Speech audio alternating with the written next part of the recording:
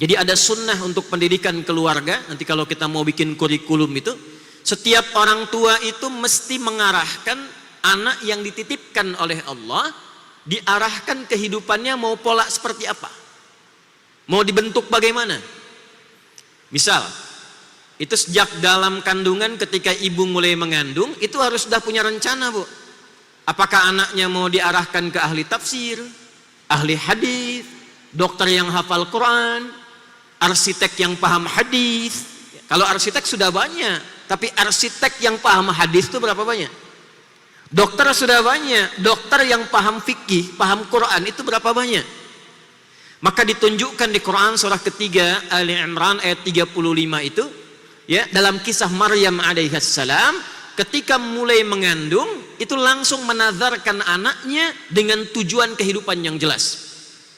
Idh qalat imra'atu Imran rabbi inni nazartu laka ma fi batni.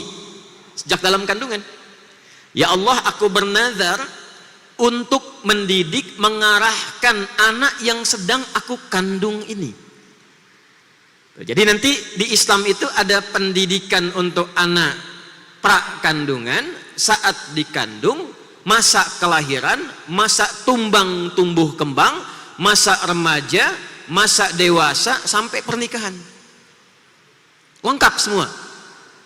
Nah, sunnah nanti, sunnah tentang kandungan ini minimal diisi dengan doa, diteruskan muncullah kemudian tuntunan umum di Al-Quran surah ke-7 Al-A'raf di ayat ke-189.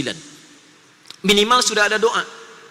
فَلَمَّا تَغَشَّاهَا حَمَلَتْ حَمْلًا خَفِيفًا فَمَرَّتْ بِهِ فَلَمَّا أَثْقَلَتْ دَعَوَا اللَّهَ رَبَّهُمَا لَئِنْ آتَيْتَنَا صَالِحًا لَنَكُونَنَّ مِنَ الشَّاكِرِينَ. Minimal dalam kandungan itu kita sudah arahkan dengan doa. Ya Allah, mohon minimal jadikan anak saya anak yang soleh. Tidak cukup dengan bapaknya namanya Pak Solihin. Ya, kalau tidak diisi dengan doa dan arahan, belum tentu anak ikut bapak. Karena Nuh pun alaihi salam soleh, tapi karena anaknya tak ikut arahan bapak, maka disebut oleh Quran innahu laisa min ahlik. Balik kembali. Jadi ketika dididik, disiapkan, diterima oleh Allah pendidikan itu, lalu dibimbing oleh Allah untuk mendapatkan kemudahan dalam berkehidupan. Jadi jangan dikira kalau bapak ibu menyiapkan anak dari sejak kandungan supaya dia dekat dengan Allah, itu dibiarkan begitu saja. Tidak. Kalau ikhtiar kita diterima, ibunya rajin tahajud, bapaknya cari yang halal, rezeki itu sudah diatur. Kita hanya diperintah untuk berikhtiar. Anda mau di ladang, mau di kebun, mau buka toko, mau yang di kantor, itu namanya saja, perintahnya jelas. Kulu min thayyibati ma razaqnakum. Kalau kita mau kerjakan, kata kerjanya kulu fi'il amr, perintah kerja. Yang penting kerja.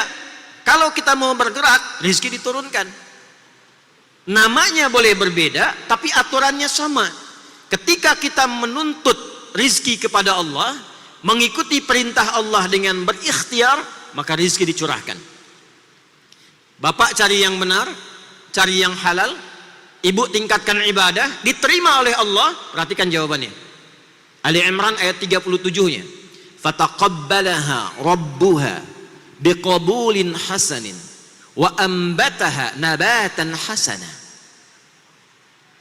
Fataqabbalaha, maka ikhtiar orang tua yang ingin mendekatkan anaknya dengan Allah, dari sejak kandungan rajin baca Al-Quran, rajin tahajud, ayahnya cari nafkah yang halal, yang dimakan halal, dengan niat supaya anak itu diridhoi oleh Allah. Maka diterima ikhtiar orang tua itu oleh Allah. Wa ambataha nabatan hasana. Anda tidak akan capek merawatnya, karena Allah langsung yang mengatakan, saya yang menjaga pertumbuhan anak itu dan mengirimkan rizki untuknya.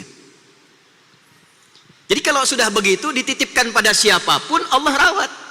Wa kaffalaha Zakaria, yang rawat Nabi Zakaria, tapi ayatnya belum selesai.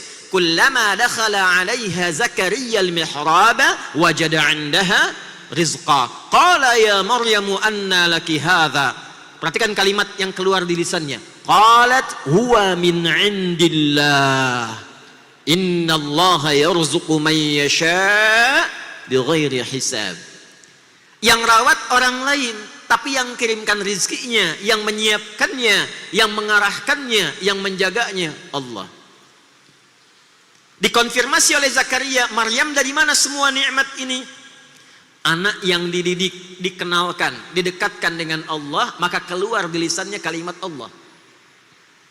Saya pernah lihat video lawas, ada anak kecil kurang lebih 2-3 tahun akan disuntik karena takut jarum, lalu dia protes. Yang keluar di lisannya, astagfirullah, astagfirullah, ya Allah. Kenapa? Karena yang sering diperdengarkan Allah, kalimat thayyibah, subhanallah, astaghfirullah. Ketika kalimat Allah dilekatkan di telinganya sampai ke hatinya, menembus arasy, Allah yang rawat anak itu. Kami pernah diminta oleh Duta Besar Saudi untuk menjadi Amirul Hajj tahun 2018. Pimpin satu pesawat kurang lebih 350 orang.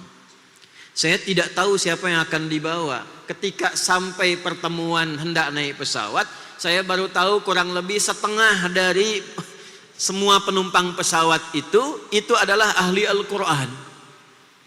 Yang hafal Quran anak-anak, usia ada yang 4 tahun, yang 5 tahun, yang 7 tahun. Yang hafal Quran anaknya, yang ikut haji ibunya, gurunya, musyrifnya, temannya, kerabatnya. Satu orang didekatkan kepada Allah, maka auranya menyebar kepada orang-orang yang ada di lingkungan sekitarnya. Itulah dahsyatnya kalau kita menyiapkan pendidikan sejak dini. Yang keluar Allah.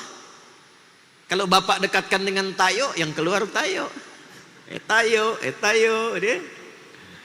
Kalau didekatkan dengan robokar, ya keluarnya robot-robotan. Robokar volley, robokar apalagi itu, embers.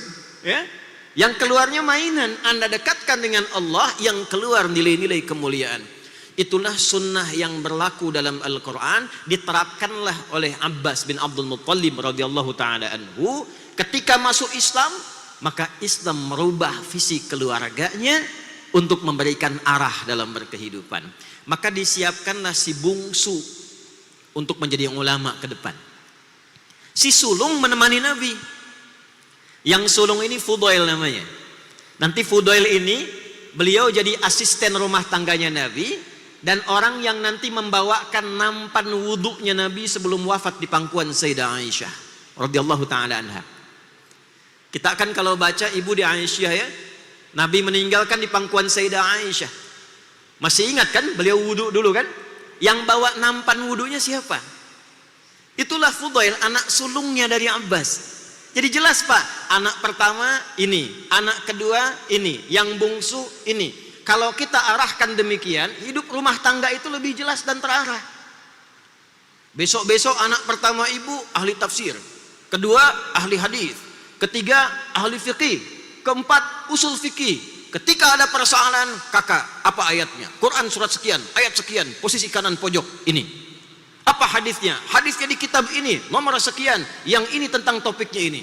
Apa fikihnya? Begini tinjauan fikihnya. Usul fikihnya, begini dasarnya. Selesai Bu, nggak perlu ikut pengajian Ustadz Adi, selesai di rumah.